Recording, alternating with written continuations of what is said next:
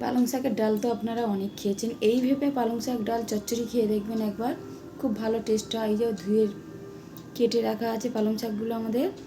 মুসুর ডালটা আগে থেকে আমরা সিদ্ধ করে রেখেছি। এই যে কড়াইয়ের মধ্যে তেল দিয়ে দিলাম, দিয়ে দেবো সর্ষে ফোড়ন। সর্ষে ফোড়নটা দিয়ে একটু নাড়াচাড়া করে দিয়ে দেবো একটা বড় সাইজ পেঁয়াজ কেটে রেখেছি, সেই পেঁয়াজ কাটাটা দিয়ে দেবো কড়ার মধ্যে।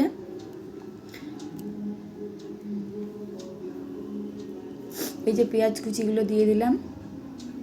তারপরে দুটো শুকনো লঙ্কা নিয়ে নেব, মাঝার থেকে দু টুকরো করে নিয়েছি আমরা। কড়াইয়ের মধ্যে দিয়ে দিলাম দুটো শুকনো লঙ্কা, দিয়ে এটা নাড়াচাড়া করতে থাকবো আস্তে আস্তে। পেঁয়াজটা ভাজা ভাজা হয়ে গেলে পালং শাকটা আমরা দিয়ে দেবো। হালকা হালকা পেঁয়াজটা আমাদের লাল লাল হয়ে এসছে। এই পর্যায়ে আমরা দিয়ে দেবো পালং শাকগুলো। এই যে পালং শাকটা দিয়ে দিলাম আমরা।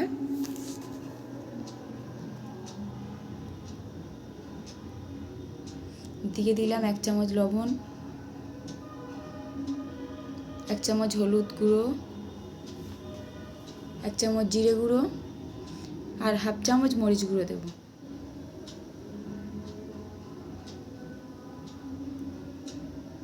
হাফ চামচ মরিচ গুঁড়ো দিয়ে দিলাম আমরা।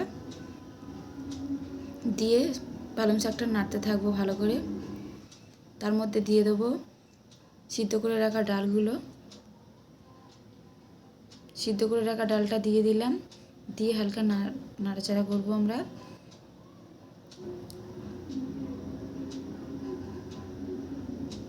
ডালটা আমাদের ফুটতে শুরু করেছে, পালং শাকের ডাল চচ্চড়ি।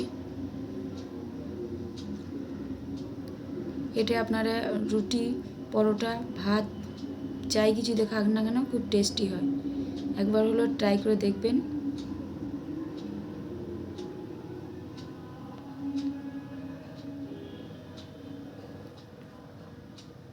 দিয়ে দিলাম নামানোর আগে হাফ চামচ চিনি, দিয়ে নাড়তে থাকবো।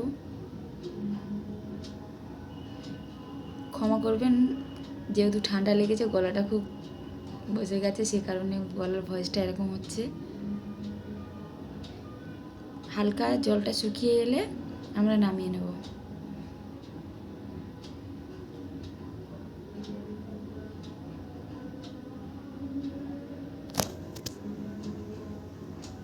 রেডি হয়ে গেল আমাদের পালং শাকের ডাল চচ্চড়ি।